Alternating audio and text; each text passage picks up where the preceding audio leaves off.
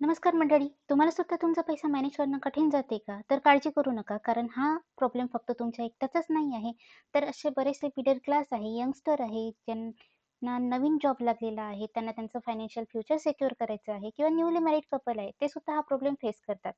So आजच्या व्हिडिओमध्ये आपण बघूयात 5 स्टेपमध्ये फायनान्स कसे मॅनेज करायचे आणि ते समजून घेण्याचा प्रयत्न करूया. सो त्यातली फर्स्ट स्टेप म्हणजे क्रिएट अ बजेट. जर तुम्ही तुमच्या पैशाला ट्रॅक केलं नाही, तर तुमचा पैसा कुठे खर्च होत आहे, तुम्ही कशाप्रकारे खर्च करताय हे तुम्हाला माहितीच पडणार नाही. बजेट हे तुमच्यासाठी एक फायनान्शियल ब्लूप्रिंटचं काम करतो, जो तुम्हाला दाखवून देतो, की पैसा इथे खर्च करण्याच्या जागी जर तुम्ही गरज असलेल्या ठिकाणी खर्च केला असता, तर तुमचा एवढा पैसा हा वाचला असता.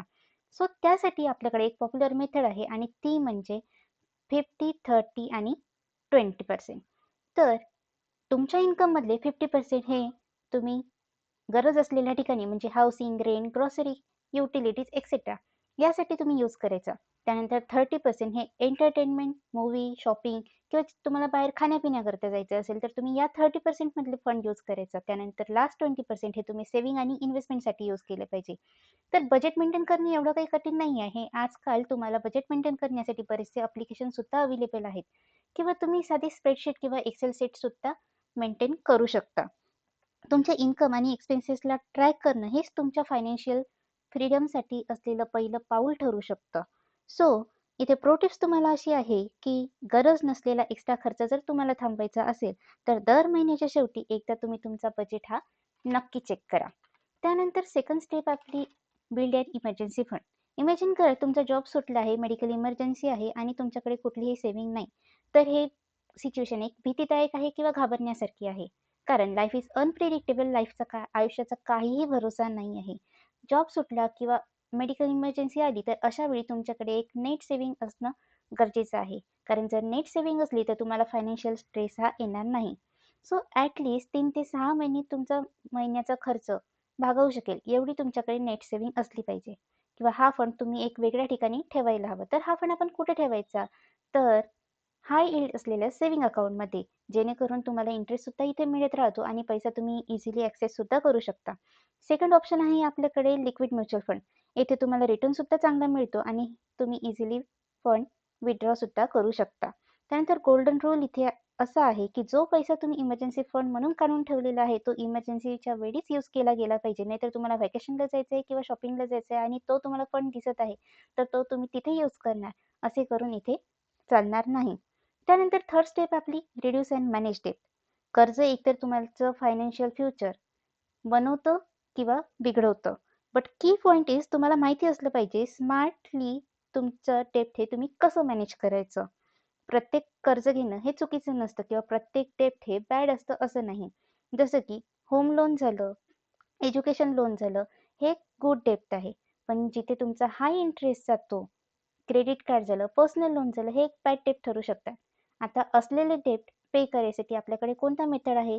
तर त्यातली फर्स्ट मेथड म्हणजे स्नोबॉल मेथड. म्हणजे इथे तुम्ही जो तुमचा कमी डेट आहे, ते तुम्ही आधी पे करणार.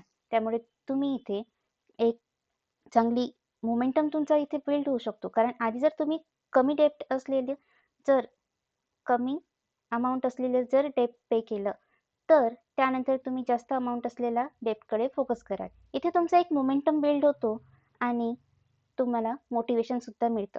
त्यानंतर सेकंड आहे आपली अवलांच मेथड. यामध्ये हाय इंटरेस्ट असणारे डेट तुम्ही आधी पे करायचे. त्यामुळे तुमचा इथे इंटरेस्ट हा काही प्रमाणात वाचू शकतो.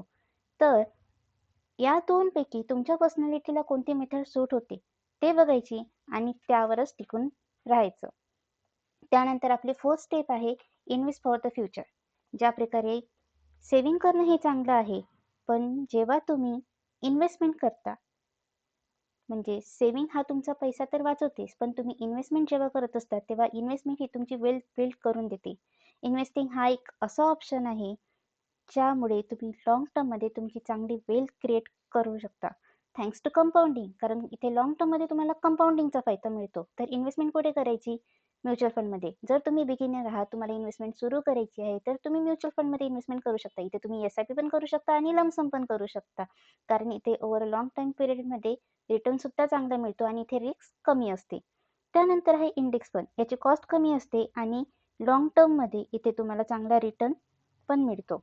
नंतर आहे स्टॉक आणि रिअल इस्टेट. आता ज्यांना स्टॉक मार्केटचं नॉलेज आहे, त्यांना कुठे इन्व्हेस्ट, कोणत्या फंड, कोणत्या स्टॉकमध्ये इन्व्हेस्ट करायचं हे समजतं.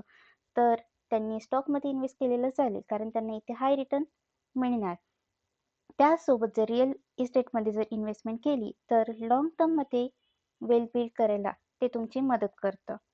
पॉवर ऑफ कंपाऊंडिंगचं जर आपण बघितलं तर बघा, जर इमॅजिन करा तुम्ही जर म्युच्युअल फंडमध्ये 5,000ची मंथली SIP केली, तर ती SIP तुम्ही 20 वर्ष ठेवली आणि एक्सपेक्टेड रिटर्न पकडला आपण 12%, तर या कालावधीत तुमचा पैसा हा 50 लाखाच्या जवळपास बनलेला तुम्हाला दिसून पडणार आहे.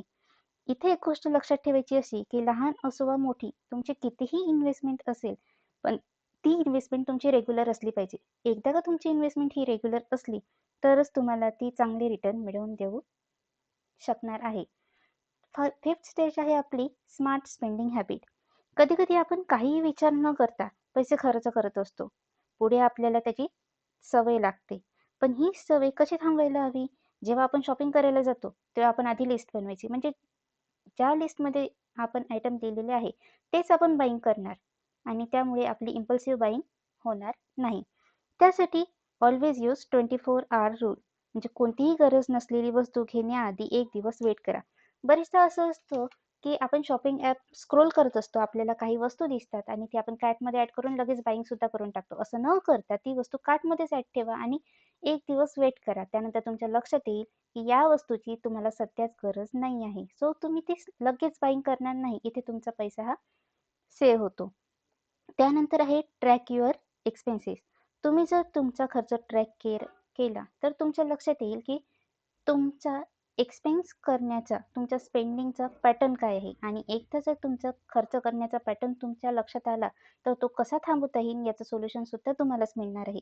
कारण आज छोटी-छोटी केलेली बचत हे चांगलं कॉन्ट्रिब्युशन बनवतं आणि लाँग टर्ममध्ये ते तुमच्या फायनान्शियल हेल्थ स्ट्रॉंग बनवण्यासाठी मदतसुद्धा करतं. त्यानंतर आहे कॅश वर्सेस क्रेडिट. म्हणजे तुमची सेव्हिंग ही एकतर ऑटोमॅटेड असली पाहिजे. त्यानंतर जेवढं असेल तेवढं तुम्ही कॅश पेमेंट करा. म्हणजे जेव्हा तुमची फिजिकली कॅश तुम्ही जेव्हा देता, तेव्हा तुम्हाला तुमचा खर्च लक्षात येतो किंवा आपल्याला असं समजतं किंवा खर्च जास्त होत आहे. त्यामुळे फिजिकली कॅश देताना आपल्याला कुठे हात आवर्त घ्यायचा आहे, कुठे आपल्याला खर्च थांबवायचा आहे, हे आपल्या लवकर लक्षात येईल. त्यानंतर आहे जेवढं कमी होईल किंवा गरज असेल तेव्हाच क्रेडिट कार्डचा यूज करा. तुम्ही जर हे छोटे-छोटे बदल जरी घडवून आणले, तरी तुम्हाला एक मोठा बदल झालेला दिसून पडणार.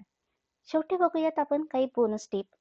सगळ्यात आधी तर तुम्ही शॉर्ट टर्म किंवा लाँग टर्म फायनान्शियल गोल डिसाईड करा. यामुळे तुम्ही मोटिव्हेटेड राहाल आणि स्पेंडिंग सुद्धा काळजीपूर्वक कराल. त्यानंतर आहे मनी सेव्हिंग हॅक. जसं की म्हटलं, तुमची सेव्हिंग आणि इन्व्हेस्टमेंट ही ऑटोमॅटेड असली पाहिजे. कॅशबॅक आणि रिवॉर्ड कार्ड हे तुम्ही सावधानपूर्वक वापरा. त्यानंतर महागड्या लाईफस्टाईलच्या मागे पडू नका. कारण तुम्ही जेवढा पैसा अर्न कराल, तेवढाच पैसा तुम्ही सेव्ह कराल. तुम्ही इथे जास्त पैसे अर्न करा आणि जास्तच पैसे सेव्ह सुद्धा करा. अर्न मोर अँड सेव्ह मोर. आता हा झाला आपला एक सॉलिड फायनान्शियल प्लॅन. पण आता वेळ आहे प्लॅन इम्प्लिमेंट करायची. सो तुम्ही या 5 स्टेपपैकी सगळ्यात आधी कोणती स्टेप इम्प्लिमेंट करणार आहात हे कमेंट सेक्शनमध्ये नक्की सांगा. आणि हा व्हिडिओ आवडल्यास लाईक, शेअर आणि चॅनलला सबस्क्राईब नक्की करा. थँक